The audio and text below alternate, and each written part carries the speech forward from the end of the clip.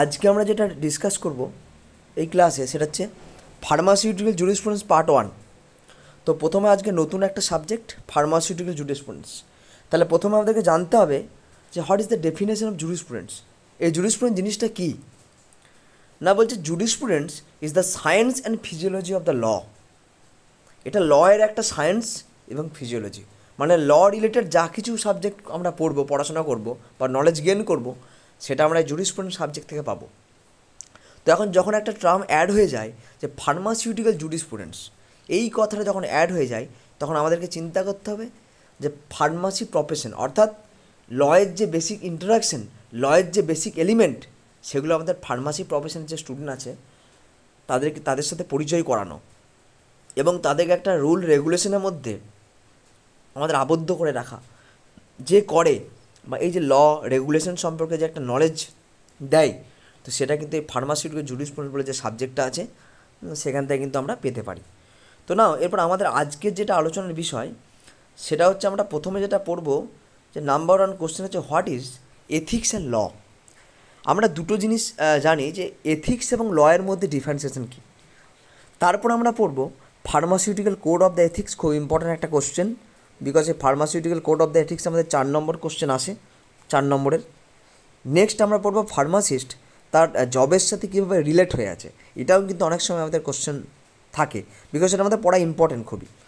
তো প্রথমে আমরা দেখব যে what is the difference between the ethics and law. তো এথিক্স কি না, অ্যাকচুয়ালি এথিক্স হলো আমাদের একটা রুল। এথিক্স কিন্তু একটা rule by which a profession regulate the action and the set of the standard for the all its member. মানে ethics হচ্ছে একটা রুল রেগুলেশন যেটা শুধুমাত্র কোনো একটা পার্টিকুলার গ্রুপ কিংবা কোনো একটা পার্টিকুলার প্রফেশন, যেমন আমরা যেহেতু ফার্মাসিউটিক্যাল জুরিসপ্রুডেন্স পড়ছি, যেমন আমাদের প্রফেশনটা হচ্ছে ফার্মাসি প্রফেশন। তো সেই ফার্মাসি প্রফেশনের মধ্যে যে একটা ল, মানে নিজেদের প্রফেশনে যে সমস্ত রুল রেগুলেশনগুলো মেনটেন করতে হয় আমাদের প্রফেশনটাকে ইন্ডিকেট করার জন্য, প্রফেশনের গ্রোথের জন্য, প্রফেশনের স্ট্যান্ডার্ডই বাড়ানোর জন্য, প্রফেশনের এভলিউশনের জন্য, সেটাই হচ্ছে কিন্তু মনে রাখতে হবে আমাদের এথিক্স। অর্থাৎ কোড অফ দ্য এথিক্সের মধ্যে এই সমস্ত কিছু আছে যেটা আমাদেরকে রেগুলেশনটা মেনে চলতে হয় একটা ফার্মাসিস্টকে। তো নেক্সট হচ্ছে আমাদের বলছে ল। তাহলে ল কি? Law is defined as the rule of the human conduct binding the all person in a state or nation. Law কী করে? ল কিন্তু পার্টিকুলার কোনো একটা প্রফেশনের জন্য না, ল হচ্ছে পুরো একটা স্টেট, একটা পুরো স্টেট কিংবা একটা নেশনের জন্য লটা তৈরি হয়। ল কিন্তু একটা পুরো স্টেটের জন্য তৈরি হয়, পার্টিকুলার কোনো একটা প্রফেশন এরকম না। পুরো স্টেটের যতগুলো মানুষ আছে প্রত্যেকটা পাবলিকের মধ্যে কিন্তু এই লটা থাকে। ল হচ্ছে কিছু রুল রেগুলেশন যেটা আমাদের দেশের বা যেটা আমাদের একটা স্টেটের সমস্ত মানুষকে আবদ্ধ করে লয়ের মধ্যে। কিন্তু কোড অফ দ্য এথিক্স সেটা কিন্তু লয়ের একটা পার্ট, সেটা কিন্তু পার্টিকুলার একটা গ্রুপের প্রফেশনাল লোককে কিন্তু ইন্ডিকেট করে। অর্থাৎ পার্টিকুলার কোনো একটা প্রফেশনের মধ্যে এথিক্সটা বাঁধা থাকে যাতে করে তারা সেই প্রফেশনের স্ট্যান্ডার্ডই মেনটেন থাকে এবং সেই প্রফেশনের এভলিউশন কী করে করা যায়, গ্রোথ কী করে করা যায়। অর্থাৎ কোনো একটা প্রফেশনের কোড অফ দ্য এথিক্স ছাড়া সেই প্রফেশনটা কিন্তু কোনো ভ্যালু থাকে না। এটাই হচ্ছে পার্থক্য। যেমন আরেকটা জিনিস যদি আমরা দেখি, দেখো এই যে যদি কোনো একটা পার্সন লকে ভাঙে, অর্থাৎ বলতে if the law is broken a violator may be subjected to the punishment, a fine or imprisonment or both.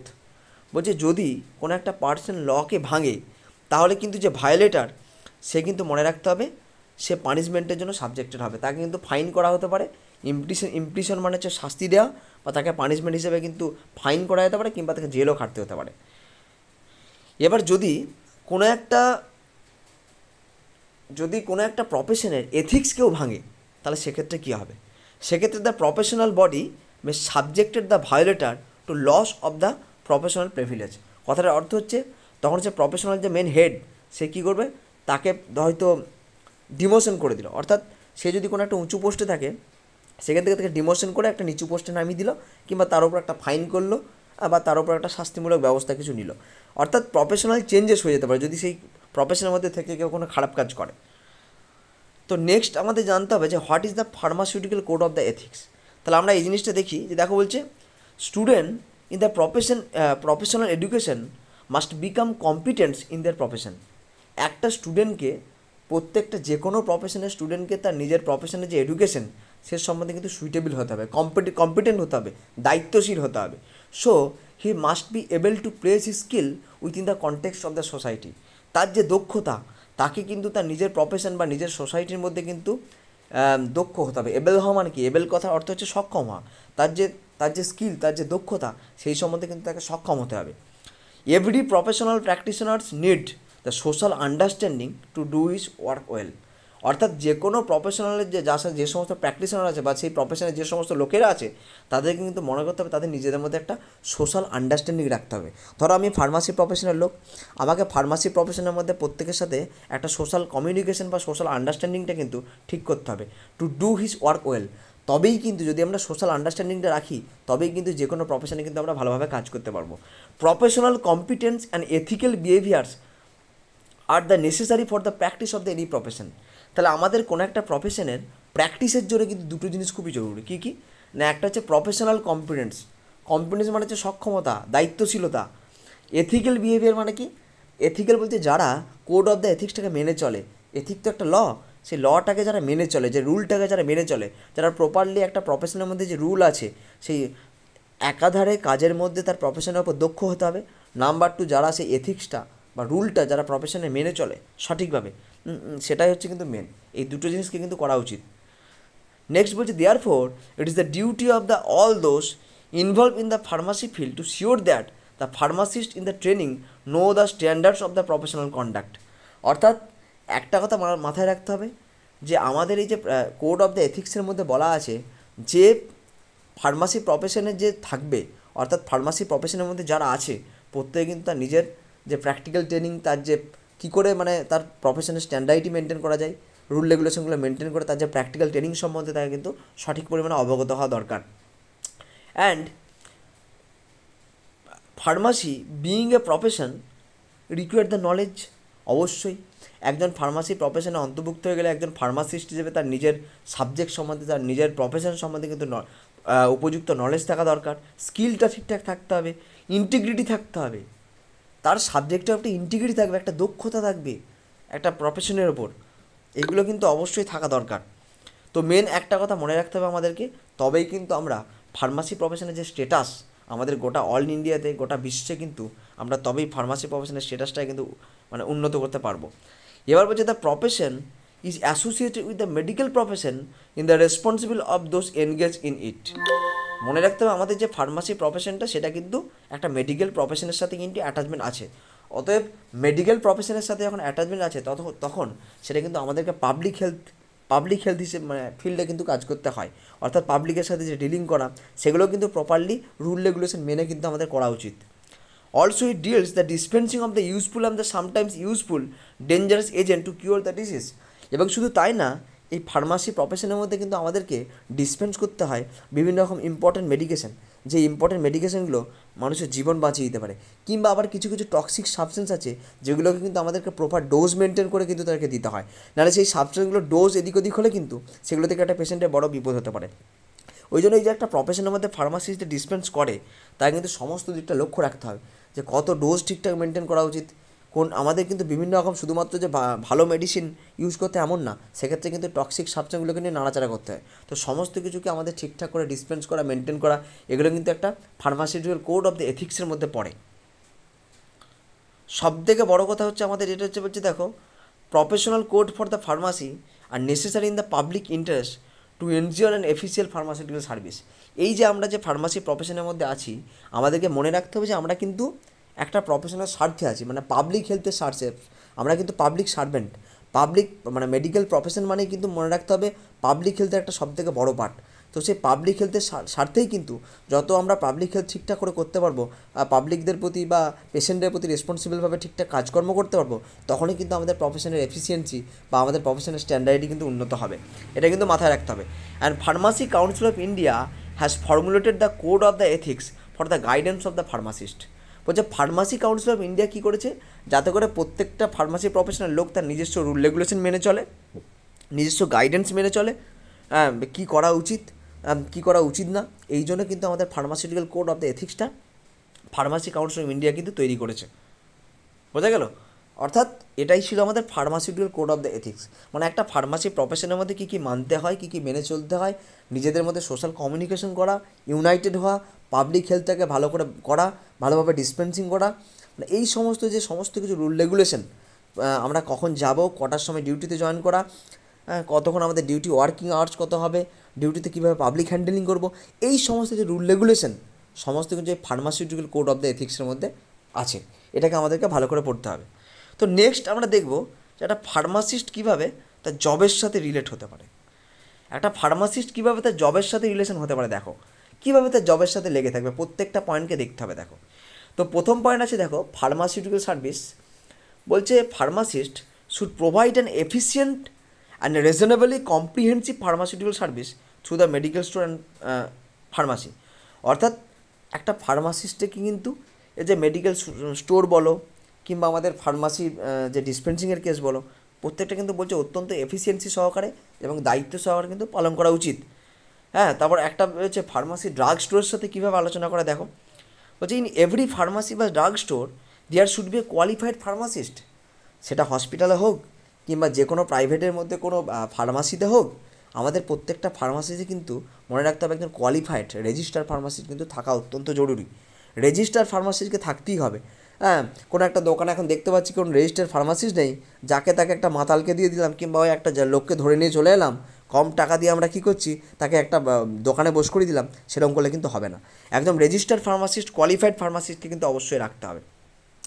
2 নম্বর পয়েন্টে হচ্ছে যে the pharmacist shall be প্রাইমারলি reasonable for the observation of the proper standard of the conduct in connection with. কেননা কেন একজন registered ফার্মাসিস্টকে, একজন knowledgeable ফার্মাসিস্টকে রাখতে হবে, কিন্তু সেই একমাত্র জানে যে একটা মেডিসিনের বা একটা ফার্মাসির প্রপার স্ট্যান্ডার্ডটি মেনটেন করতে হলে হ্যাঁ আমাদের কী কী করণীয়, সেটা কিন্তু একটা নর্মাল 10 পাস ছেলে কিংবা একটা নর্মাল মানে নন কোয়ালিফাইড ফার্মাসিস্ট কিন্তু সে কখনোই এই ব্যাপারটা সম্বন্ধে প্রপারলি মেনটেন করতে পারবে না। নেক্সট হচ্ছে, দেখো a pharmacy should be planned in such a way that there is the no accidental contamination in the preparation. বলছে ফার্মাসিটাকে তুমি এমনভাবে এমন ওয়েতে সাজাও যাতে করে কোনো রকম অ্যাক্সিডেন্টাল কন্টামিনেশন না হয়। ধরো দেখা যাচ্ছে কোনো একটা মেডিসিন আছে আর কোনো একটা কম্পাউন্ড, মানে দুটো মেডিসিন আছে আর কোনো একটা পয়জনাস সাবস্টেন্স আছে, হয়তো দেখা গেল যে দুটোর মধ্যে মিক্স আপ হয়ে গিয়ে সেই পেশেন্টকে সেই মেডিসিনটা খেয়ে কোনো একটা পেশেন্ট মারা গেল। অর্থাৎ আবার যেগুলো কিছু কিছু আছে বিস্ফোরক ড্রাগ আছে, তো সেই সমস্ত কিছু কিছু বিস্ফোরক সাবস্টেন্স থাকে ফার্মাসিতে, তো সেগুলো কিন্তু প্রপার স্টোরেজ মেনটেন করা, এবং যদি কোনো পয়জনাস সাবস্টেন্স থাকে সেগুলোকে একটা সেপারেট লকার সিস্টেম করে তার মধ্যে রাখতে হবে। যদি দুটোর মধ্যে মিশে যায় তাহলে, বা কোনো বিস্ফোরক সাবস্টেন্স যদি একে অপরের সাথে মিক্স হয়ে যায়, তাহলে কিন্তু মনে রাখতে হবে একটা বড়সড় বিপদ কিন্তু ফার্মাসিতে হতে পারে। তো এই কারণের জন্য কিন্তু একটা প্ল্যানে রাখতে হবে কীভাবে রাখা উচিত যাতে অ্যাক্সিডেন্টাল কন্টামিনেশন না হয়, সেজন্য একটা সিস্টেমে কিন্তু আমাদেরকে সাজাতে হবে। The appearance of the premises should reflect the professional characters of the pharmacy. বলছে আমরা অ্যাপিয়ারেন্স মানে আমরা যে কোনো একটা দোকান খুলবো বা ফার্মাসি খুলবো, তার যে গেট আপটা কিন্তু অবশ্যই ভালো থাকতে হবে। অ্যাপিয়ারেন্সটা যেন লোকে দেখে বলে যে না এটা একটা ফার্মাসি বলে। এই জবে তবে করে একটা ছোট্ট ঘর করে দিলাম, তার মধ্যে কোনো রকম সেই ঘুটেঘাটে করে যে আমাদের চেয়ার টেবিলগুলোকে ঢুকিয়ে দিলাম, দুটো ব্লাঙ্কার দিয়ে দিলাম, একটা হলো ফার্মাসি হয়ে গেল, এরকম ব্যাপার না। একটা ফার্মাসি খুলতে গেলে তার অ্যাপিয়ারেন্সটা যেন সুন্দর হয়, কত সুন্দর কাঁচ সিস্টেম থাকবে, একটা ল্যাপটপ থাকবে, সুন্দর করে হেডিং থাকবে, এমনভাবে অ্যাপিয়ারেন্সটা তৈরি করতে হবে যাতে লোকে দেখে বলে যে না এটা ফার্মাসি বলে। ওই জন্য অ্যাপিয়ারেন্সটা কিন্তু খুব ভালোভাবে থাকা উচিত, যেন দেখে মনে হয় যে না এটা ফার্মাসি বলে মনে হয়, একটা প্রফেশনাল ক্যারেক্টারিস্টিক যেন তার মধ্যে থাকে, এটা কিন্তু মাথায় রাখতে হবে।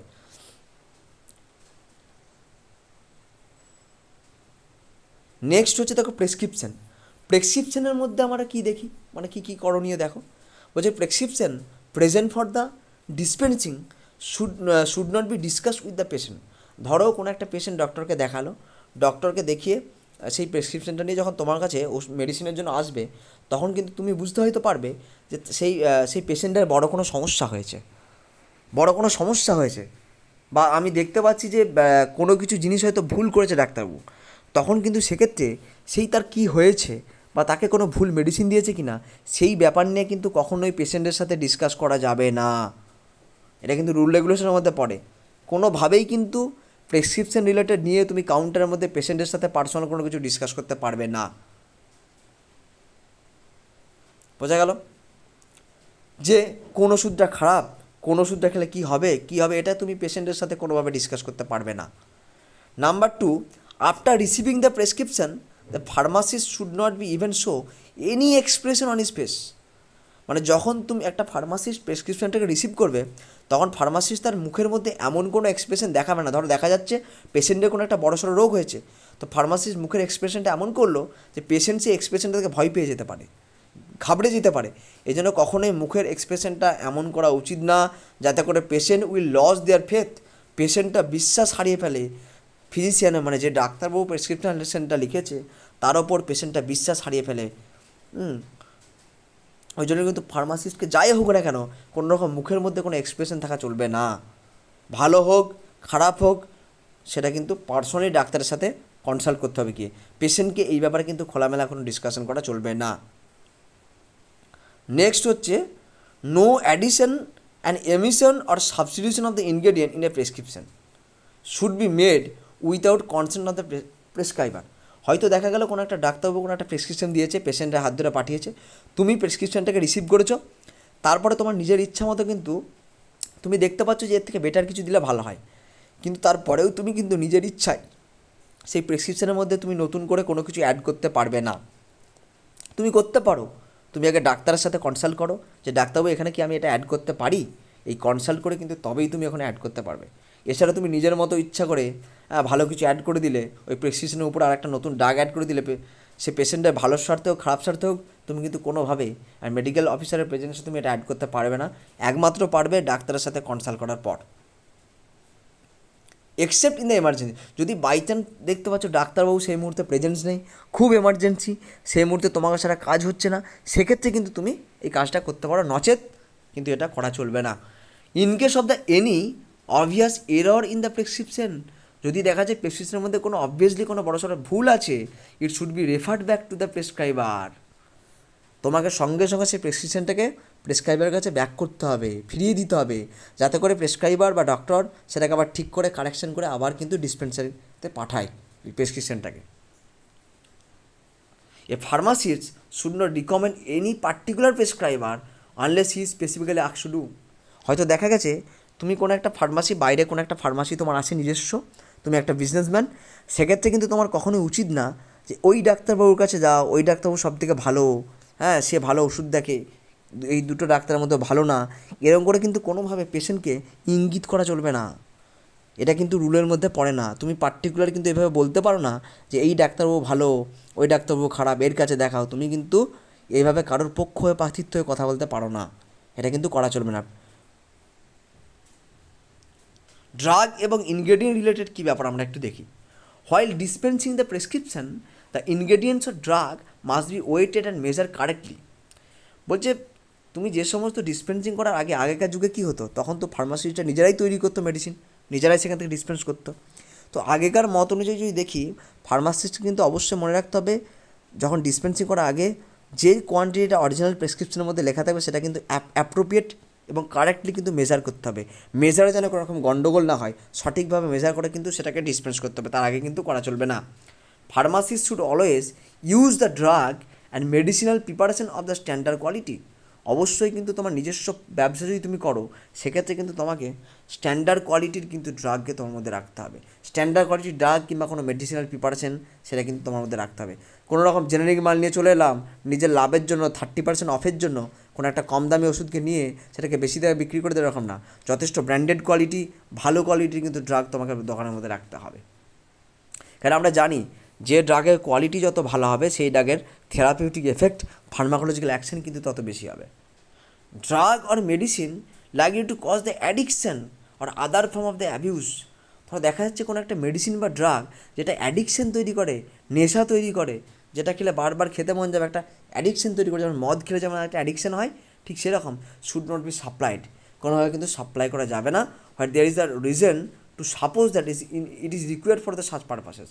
অর্থাৎ কোনো পার্টিকুলার রিজন ছাড়া যে সমস্ত ড্রাগগুলো বা যে সমস্ত সাবস্টেন্সগুলো আমার হ্যাবিচুয়েশন ফর্মেশন করে, যেগুলোতে আমরা অ্যাডিকশন হয়ে যেতে পারে, যেমন নার্কোটিক কিছু কিছু ড্রাগ আছে, সেই সমস্ত ড্রাগগুলো কিন্তু কোনো রকম স্পেশাল রিজন ছাড়া কোনোভাবে কিন্তু কাউকে দেওয়া যাবে না। যে একজন এলো এসে বলে দাও আমাকে কাপ সিরাপ দাও, কাপ সিরাপকে অনেকে নেশা করে, তো এই কাপ সিরাপটা নিয়ে চলে গেল, এইভাবে প্রতিদিন একবার করে আসছে 3-4টে করে কাপ সিরাপ নিয়ে আছে, এইভাবে কিন্তু ইলিগালি কোনো কিছু দেওয়া যাবে না কোনো স্পেসিফিক রিজন ছাড়া। প্র্যাকটিক্যাল ট্রেনিং সম্বন্ধে এবার আমাদের যারা স্টুডেন্ট তাদেরকে প্র্যাকটিক্যাল ট্রেনিং সম্বন্ধে তাদের কিছু একটা বক্তব্য আমার আছে। দেখো বলছে, while imparting the practical training the in charge pharmacist should see that, যখন তুমি প্র্যাকটিক্যাল ট্রেনিংয়ের মধ্যে থাকবে, তুমি ধরো কোর্স কমপ্লিট করে প্র্যাকটিক্যাল ট্রেনিং করছো, সেক্ষেত্রে কিন্তু যে তোমার ইনচার্জ ফার্মাসিস্ট, তুমি যার আন্ডার প্র্যাকটিক্যাল ট্রেনিংটা করছো, তাকে কিন্তু অবশ্যই দেখতে হবে যে একটা ট্রেনি যেন সাফিসিয়েন্ট পরিমাণে টেকনিক বা স্কিলটা থাকে। মানে যাকে তুমি যে ট্রেনিংটা করছে তাকে প্রপারলি ট্রেনিং দিতে হবে, তার প্রপারলি তার যেন নলেজ থাকে সমস্ত কিছু, ট্রেনিংটা প্রপারলি তাকে দিতে বলা হচ্ছে এক কথায়। No certificate should be granted to the trainee pharmacist before the completion of the prescribe period for the training without under, যখন তুমি ট্রেনিং করছো যতক্ষণ না পর্যন্ত তোমার ট্রেনিং কমপ্লিট হচ্ছে, প্রপারলি তুমি নলেজ গেইন করতে পারছো, 3 মাস অর্থাৎ 3 মাস ট্রেনিং তুমি কমপ্লিট করছো, ততদিন পর্যন্ত কিন্তু কোনো রকম ট্রেনিংয়ের রেজিস্ট্রেশন অর্থাৎ আমাদের যে লাইসেন্স বা রেজিস্ট্রেশন কিন্তু কোনোভাবে ইস্যু করা উচিত না। যতক্ষণ না পর্যন্ত প্রপার ট্রেনিং হচ্ছে ততক্ষণ পর্যন্ত কোনো সার্টিফিকেট কিন্তু গ্রান্টেড করা যাবে না। 3 মাস ট্রেনিং, 3 মাস ভালোভাবে ট্রেনিং করতে হবে, অত্যন্ত দক্ষতার সাথে নলেজের সাথে কিন্তু আমাদের ট্রেনিংটা কমপ্লিট করতে হবে, না হলে কিন্তু কোনো রকম সার্টিফিকেট কিন্তু গ্রান্ট করা যাবে না। এইভাবে কিন্তু ফার্মাসিস্ট তার যে নলেজ তার জবের সাথে কিন্তু এইভাবেই রিলেটেড। তো এখন আমাদের কী কোশ্চেন হলো না, what is the ethics and লয়ের মধ্যে পার্থক্যটা কী? 2 নম্বর পয়েন্ট হচ্ছে pharmaceutical code of the ethics, এটা পড়ে। 3 নম্বর হচ্ছে ফার্মাসি তার প্রফেশন বা জবের সময় কীভাবে রিলেটেড সেটা আমরা পড়লাম। এগুলো কেন জানা দরকার? বিকজ আমাদের জুরিসপ্রুডেন্সের প্রথমে সব জানা দরকার, এবং আমরা জানলাম যে জুরিসপ্রুডেন্সটা কী। এই হচ্ছে আমাদের আজকে টপিক। নেক্সট পার্টের মধ্যে আমরা আলোচনা করব ফার্মাসি অ্যাক্ট সম্পর্কে।